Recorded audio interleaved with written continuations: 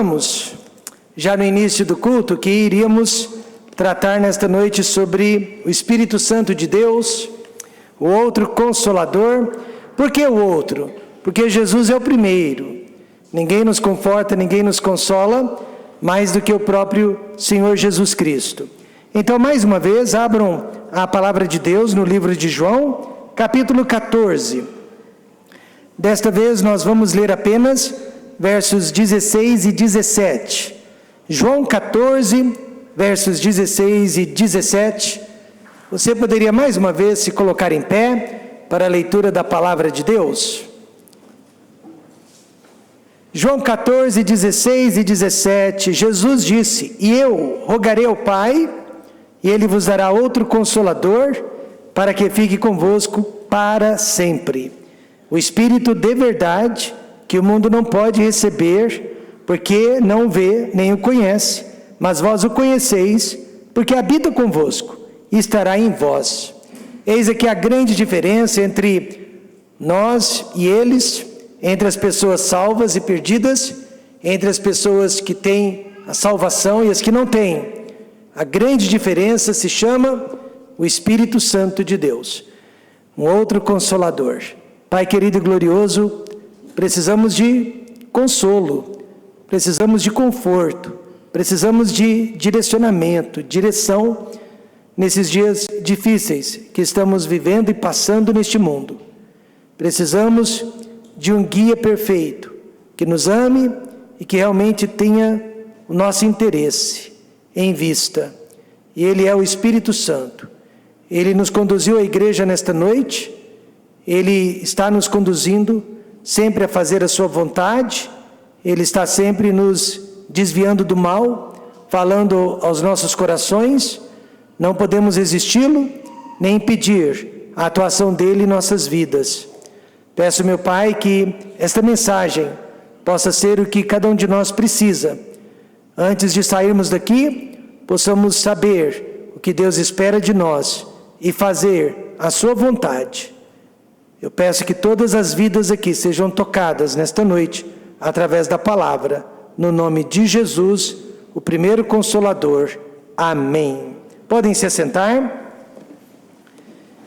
Irmãos, a palavra Consolador, pelo menos esta que Jesus Cristo usou aqui em João 14, para se referir ao Espírito Santo de Deus, quer dizer um amigo que anda ao nosso lado. Consolador quer dizer um amigo que anda ao nosso lado. Literalmente significa advogado de defesa, alguém que nos defende. Realmente a palavra de Deus não contempla o advogado de acusação, mas apenas o de defesa, alguém que nos entende, que nos compreende. E além de fazer parte da Santa Trindade, o Espírito Santo ele cumpre um papel muito importante e vital na vida do ser humano. Ele não é Deus o Pai, Ele não é Deus o Filho, mas Ele também é Deus, que esteve na criação deste mundo e do universo, e Ele esteve também na ressurreição do Senhor Jesus Cristo. Infelizmente, o Espírito Santo, ele tem sido muito mal interpretado nos dias de hoje, porque algumas pessoas não prestam atenção ao que a Bíblia realmente fala, ensina sobre a terceira pessoa da Trindade. Por exemplo, um erro muito comum e constante é o batismo do Espírito Santo. Acho que todos nós já ouvimos falar sobre o batismo do Espírito Santo. Muitas pessoas acham que o Espírito Santo batiza o salvo com algum tipo de dom especial, mas em nenhum lugar da Bíblia o Espírito Santo batiza. Nós não encontramos o Espírito Santo batizando alguém. Ao contrário, o Espírito Santo ele é o elemento do batismo, mas ele não é o agente do batismo. Ou seja, o homem salvo, ele é batizado com o Espírito Santo, mas não pelo Espírito Santo. Quem batiza é sempre o Senhor Jesus Cristo. Outro erro muito comum também é orar ao Espírito Santo. Eu mesmo já me peguei às vezes orando ao Espírito Santo. Mas a Bíblia claramente ensina que nós oramos a Deus em nome de quem? De Jesus Cristo. De repente, há cristãos orando ao Espírito Santo em nome de Deus e com a intercessão de Jesus Cristo. E tudo isso gera confusão. Uma coisa é certa: o Espírito Santo precisa sim atuar mais na vida do crente. E sem o Espírito Santo, escute o que eu vou dizer, a vida cristã é impossível. Já ouvi muitas pessoas dizendo que a vida cristã é difícil. E é difícil, mas sem o Espírito Santo, ela se torna impossível. Quando eu era jovem, um professor me ensinou que para ser cristão, para ser um cristão de verdade, eu iria precisar de 3 ingredientes diários na minha vida, que não podiam faltar todos os dias da minha vida. Ele disse que eu iria precisar do poder de Deus todos os dias. Eu iria precisar do amor de Deus todos os dias. E eu iria precisar da sabedoria de Deus todos os dias. E é verdade, mas onde que eu e você encontramos esses ingredientes? De onde nós recebemos o poder de Deus, a sabedoria de Deus e a compaixão de Deus, senão do Espírito Santo de Deus, da terceira pessoa da Trindade? Então veja quão importante é o papel do Espírito Santo na minha e na sua vida. Vejamos em primeiro lugar a primeira tarefa do Espírito Santo. Qual é? É a da regeneração. Paulo nos diz: não pelas obras de justiça que houvéssemos feito, mas segundo a sua misericórdia nos salvou pela lavagem da regeneração e da renovação de quem? Do Espírito Santo. Regeneração é trabalho do Espírito e quer dizer nascer de novo, uma nova criação, uma nova criatura. Quantos aqui já nasceram de novo e têm certeza? Foi uma obra do Espírito Santo de Deus. Algumas pessoas dizem: como eu gostaria de voltar ao passado para desfazer muitas decisões erradas da minha parte. E as pessoas sofrem com as decisões erradas que fizeram. E eu sempre digo para elas que não é possível voltar ao passado, desfazer os erros do passado.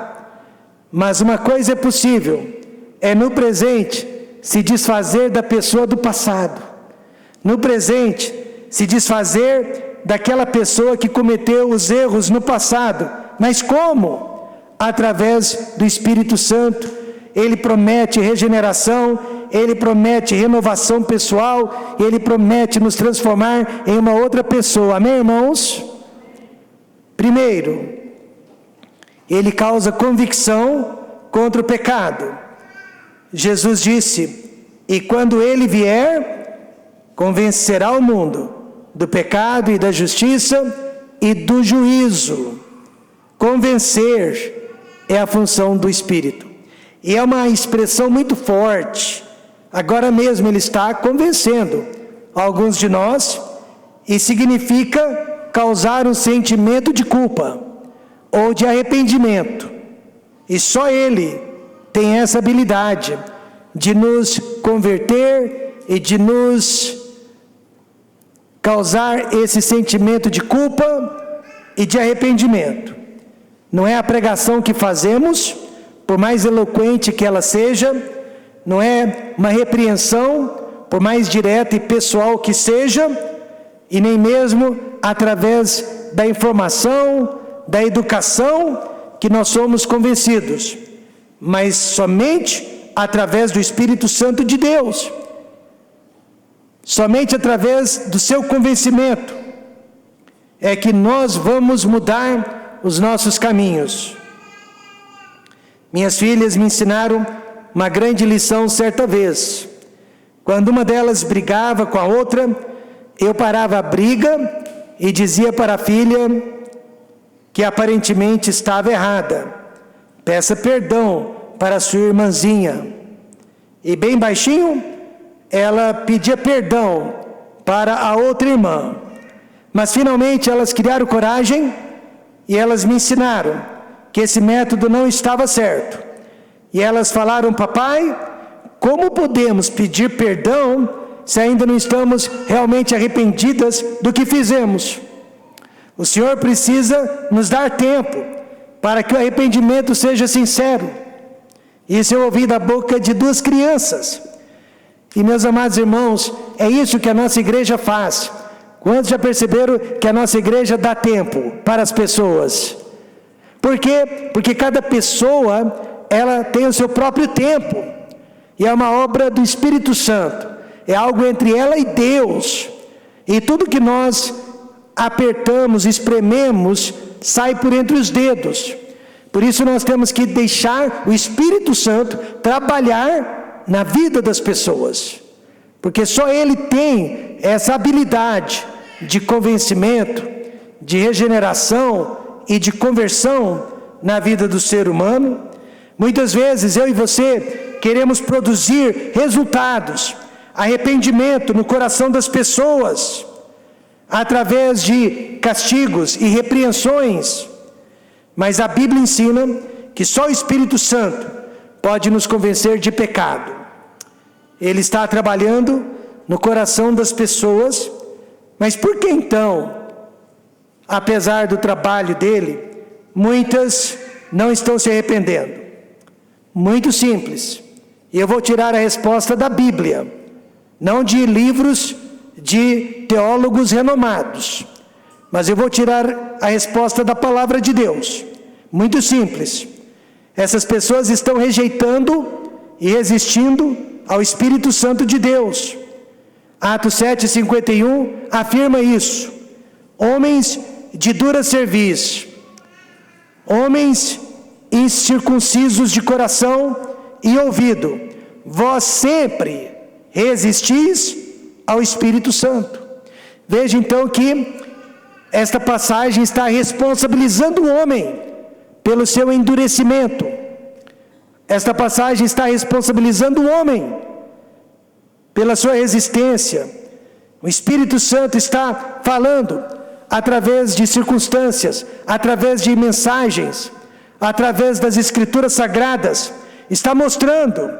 Mas há pessoas que vivem resistindo o seu poder e a sua obra, porque elas amam mais o pecado que praticam do que o libertador daqueles pecados. Isso nos leva então para o segundo passo do Espírito. Ele causa obediência contra o pecado em nossas vidas.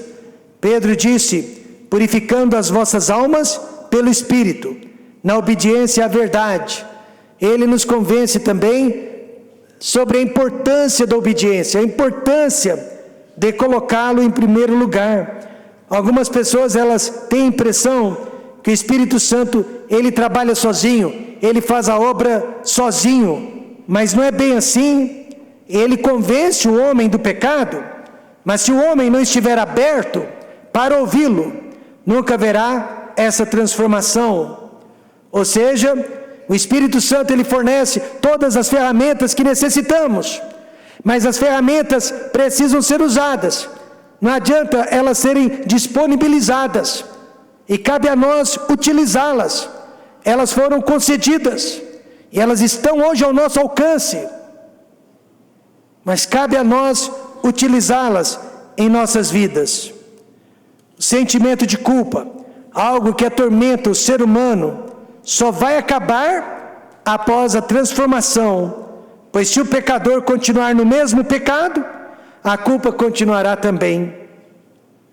Você se lembra que por 12 meses, o rei Davi sentiu o peso da culpa de seus pecados, adultério e homicídio. Um ano inteiro doente e cismado, mas quando ele confessou a Deus e abandonou o seu erro, o seu coração voltou a brilhar, e ele disse: bem-aventurado aquele cuja transgressão é perdoada e cujo pecado é coberto. Ele agora estava feliz, não só pelo perdão concedido, mas pela transformação alcançada através do seu arrependimento. Portanto, o Espírito Santo regenera a pessoa. Para isso, ele convence o homem dos seus pecados e o convence a viver uma vida de obediência a Deus. Essa é a sua primeira tarefa. Esse é o seu primeiro papel a ser cumprido na nossa vida. A segunda tarefa do Espírito é a da amizade. Paulo disse: ora, o Senhor é Espírito, e onde está o Espírito do Senhor, aí há liberdade. Lembre-se, Consolador significa um amigo que anda ao nosso lado. O Espírito Santo, ele age como amigo durante todo o tempo de nossas vidas. E o maior interesse dele é a nossa semelhança com Cristo. Eu repito, o maior interesse do Espírito Santo é que eu e você venhamos a nos parecer com Cristo cada vez mais. O verso 18 diz: mas todos nós, com o rosto descoberto, refletindo como um espelho a glória do Senhor, somos transformados de glória em glória na mesma imagem, como pelo Espírito do Senhor. O alvo do Espírito Santo é que nós tenhamos a aparência de Cristo, em casa, no trabalho, na igreja, onde quer que estejamos. Eu tinha um amigo, ainda o tenho, quando ele era jovem, ele saía do seu trabalho e ele fazia o mesmo trajeto todos os dias, no centro da cidade. E de tanto passar por uma rua, uma senhora de idade o ficava observando da sacada de sua casa. E ela o via passando na rua dela todos os dias no mesmo horário, quando ele saía do trabalho. E um dia ela o chamou e disse: jovem, há algo a respeito de você que eu sinto todas as vezes que você passa por mim, e eu gostaria de lhe dizer. O que é, senhora? Ele perguntou. E ela disse: você se parece com Cristo. Eu nunca vi Jesus, eu não sei quem Jesus é, mas por alguma razão você me faz pensar em Cristo. Você tem a aparência de Cristo. Este é o projeto do Espírito Santo em nossas vidas, de glória em glória, na mesma imagem do Filho de Deus. Ele quer que você e eu tenhamos a aparência de Jesus em nós. E o que ele faz por nós como amigo? Primeiro, ele nos guia. Paulo diz: porque todos os que são guiados pelo Espírito de Deus, esses são filhos de Deus. Quantos podem dizer que foram guiados à igreja nesta noite? E eu tenho certeza que não foi através da nossa carne, da nossa vontade própria, mas o Espírito Santo quem nos trouxe aqui. A direção do Espírito Santo é algo enigmático e se dá através da nossa íntima comunhão com Deus. O resultado é paz e convicção que estamos no caminho certo. Um dos maiores prêmios em minha vida é ser guiado pelo Espírito Santo e saber disso. Mas um dos piores castigos também é quando não sou guiado pelo Espírito Santo, e eu sei disso. No ano de 2004, nós deixamos o Templo Batista Maranata de Goiânia, a nossa igreja mãe, e fomos para a cidade de Londrina, na época, estabelecer o que seria a terceira igreja do nosso ministério. A pedido do meu cunhado, nós fomos abrir uma igreja em Londrina, Paraná. Várias pessoas em Goiânia, claro, foram contra a nossa saída de Goiânia para Londrina. Mas a direção do Espírito Santo, irmãos, naqueles dias, parecia ser tão exata, tão concreta, tão clara. Porém, quando chegamos a Londrina, aí bateu um certo arrependimento no coração. Aí eu me perguntei: o que eu estou fazendo aqui na quinta maior cidade evangélica do Brasil, Por que deixei a cidade de Goiânia? Mas durante aqueles dias de dúvida, eu me lembrei do que o meu pastor havia me ensinado quando eu era jovem. Ele ensinou: nunca duvide nas trevas do que Deus falou para você durante a luz.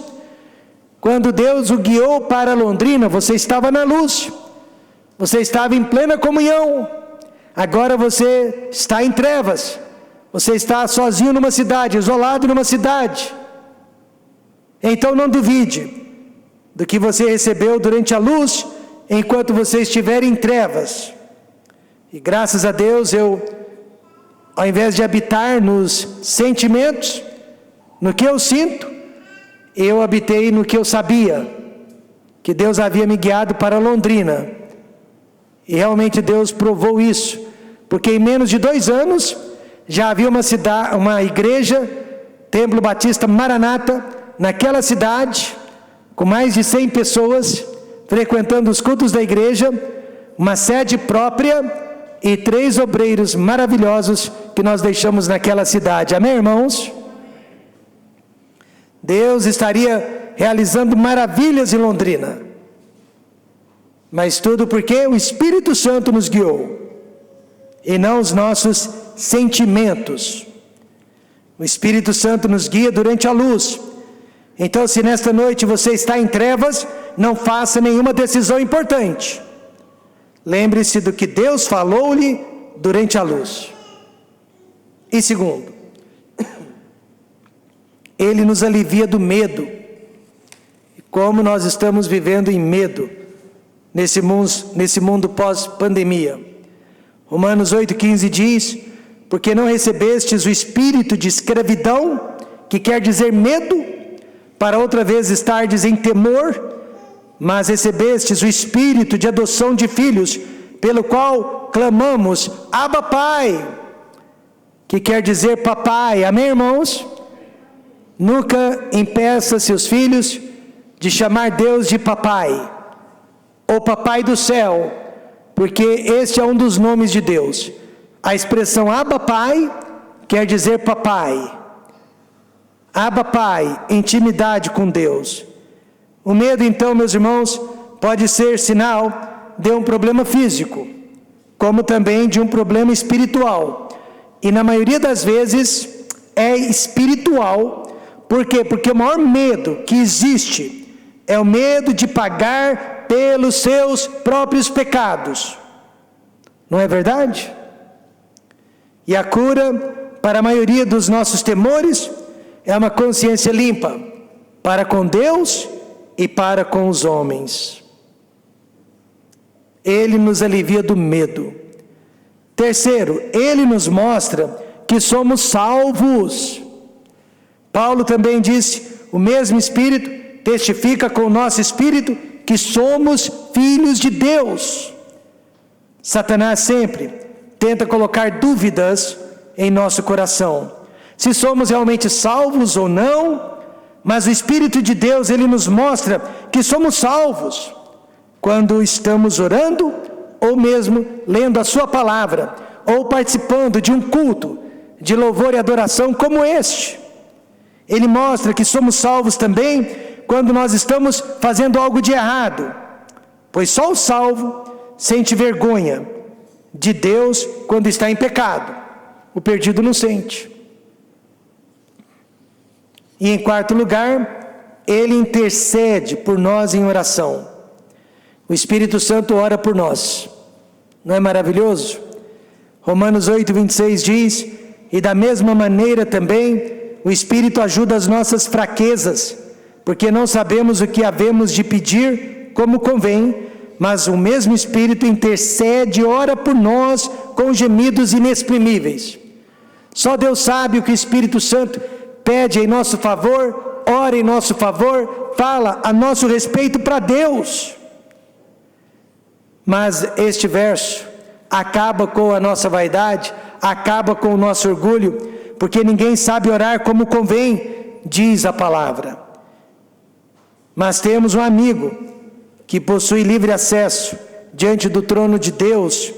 Ele leva os nossos pensamentos, Ele leva os nossos sentimentos traduzidos diante de Deus o Pai. E além disso, ele esclarece a palavra de Deus, a Bíblia, para nós. Veja, Paulo diz em 1 Coríntios 2,10, mas Deus nos revelou. Quem nos revela a palavra? Deus, pelo seu Espírito. O autor da Bíblia interpreta a Bíblia. Eu costumava ter um embate com a minha professora de literatura. Ela nos fazia ler livros de 200, 300 anos atrás, e nos pedia para interpretar o texto. Eu interpretava, mas ela não gostava da minha interpretação, e eu dizia, mas professora, como que a senhora sabe que a minha interpretação é errada e não a da senhora? O autor não está mais entre nós, já faz mais de 300 anos, ele morava na Inglaterra, e ela dizia, pelo contexto histórico. Não basta apenas ler o livro, você tem que conhecer o contexto no qual aquele livro foi escrito. Mas o mesmo não acontece com a palavra de Deus. Por quê? Porque o autor vive entre nós. Amém, irmãos? O autor habita entre nós. Paulo diz claramente que Deus, pelo seu Espírito, nos revelou a Bíblia, porque o Espírito penetra todas as coisas, ainda as profundezas de Deus. Por isso que eu não me canso de descobrir a Bíblia. Eu a estou lendo há mais de 3 décadas. Já li a Bíblia, eu diria, quase que uma centena de vezes. E todas as vezes eu me surpreendo com a palavra de Deus. Muitos doutores em teologia conhecem as línguas originais da Bíblia, conhecem o hebraico, o aramaico, o grego, mas não conhecem a língua original de Deus. Ou seja, eles conseguem lê-la, mas não conseguem compreendê-la. Por quê? Porque eles faltam a presença do Espírito Santo de Deus. A Bíblia não foi escrita para os doutores, nem para os cientistas. Ela foi escrita apenas para quem possui o Espírito Santo de Deus. Por isso que antes de ser salvo, eu tentei ler o Novo Testamento, parei no livro de João, sem entender nada do que havia lido. Um ano mais tarde eu fui salvo, e ao ler novamente a Bíblia, eu consegui entendê-la, saber o que Deus estava falando comigo. Veja 1 Coríntios 2,14. Ora, o homem natural, que quer dizer o homem perdido, o homem sem o Espírito Santo, não compreende as coisas do Espírito de Deus, porque lhe parecem loucura. Não pode entendê-las, porque elas se discernem espiritualmente. Por isso não adianta você ler a palavra de Deus, ensinar teologia, ensinar doutrinas para os perdidos, porque eles vão achar que nós somos loucos. A primeira tarefa do Consolador é produzir regeneração em nossas vidas. E a segunda é se fazer nosso amigo mais íntimo, para todas as horas da nossa vida. E a terceira tarefa do Espírito, frutos dar. Frutos dar. Mas o fruto do Espírito é amor, gozo, paz, longanimidade, benignidade, bondade, fé, mansidão, temperança. A palavra fruto, você percebeu, está no singular, porque se trata apenas de um fruto, e este fruto é o primeiro que foi citado, o amor, a caridade, e através do amor vem o restante, que você leu também neste verso.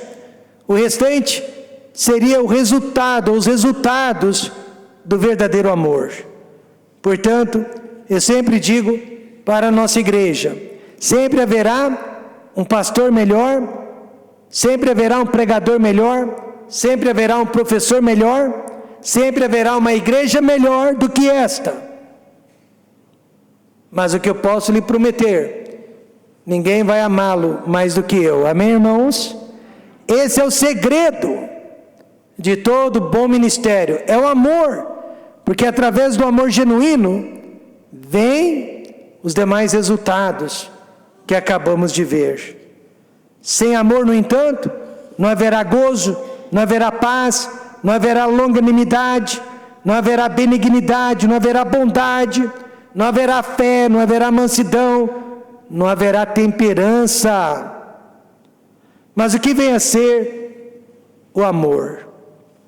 É uma força que nos leva a agir, é uma força que nos leva à ação. Paulo disse, porque o amor de Cristo nos constrange. É o amor que nos constrange a vir à igreja, servir a Deus, com os nossos dons, com os nossos talentos, com a nossa vida. É esse amor que nos constrange a nos envolvermos na obra e sermos dedicados. Por isso que eu digo, sem o amor, nenhum dos outros frutos seria possível. Amor não significa gostar de alguém. Significa se importar com alguém.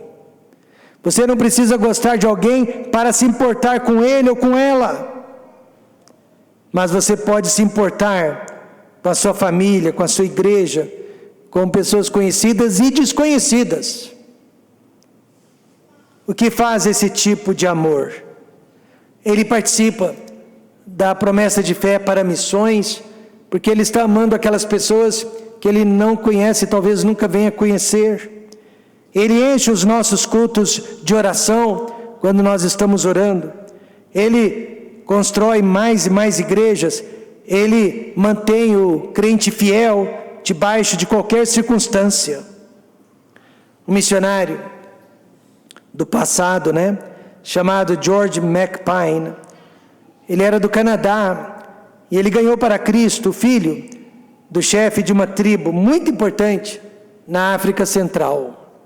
O rapaz apanhou bastante por ter aceitado a Cristo. Os homens da tribo não queriam um líder cristão entre eles. Então eles cortaram o rosto do rapaz, cortaram as costas do rapaz e os braços e as pernas do rapaz. Ele ficou cicatrizado por todo o corpo, mas ele não renunciou a Cristo. O missionário viu tudo aquilo e não pôde fazer nada. Um dia o missionário ficou doente e teve que deixar aquela tribo e voltar para o Canadá. E ao se despedir dos membros da tribo, o rapaz falou para o missionário: missionário, diga para os meus irmãos na América do Norte orarem por mim, para que eu nunca negue a Cristo. Naquela hora o missionário começou a chorar e disse: rapaz, acontece que a maioria dos nossos irmãos na América do Norte jamais faria o que você fez. O amor, o fruto do Espírito Santo, só pode ser provado e aprovado através da verdadeira fidelidade. O que leva você a desistir, o que leva você a abandonar, é o que determina o tamanho do seu amor. Muitas pessoas reclamam da falta de gozo, da falta de paz, da falta de autocontrole em suas vidas. E a Bíblia mostra que o problema reside na falta de amor para com Deus e para com o próximo. Um crente cheio do Espírito Santo, ele é um crente amoroso. Um crente amoroso é um crente cheio de gozo, paz, bondade e paciência. Concluindo então, Jesus é o primeiro Consolador. O Espírito Santo é o segundo Consolador. E a expressão que Jesus usou, outro, quer dizer do mesmo gênero, da mesma espécie, da mesma estirpe. Então o primeiro é Jesus, o segundo é o Espírito Santo. A sua primeira tarefa foi a nossa regeneração. Sem ele, jamais teríamos sido salvos. Agora ele é o nosso amigo mais íntimo que existe, que anda ao nosso lado. E ele é a fonte do nosso amor. Você é um crente cheio do Espírito Santo? Por que isso é tão importante? Porque Gálatas 5,16 diz: digo, porém, andai em espírito, e não cumprireis a concupiscência da carne. Que Deus nos ajude, que Deus nos abençoe. Vamos orar.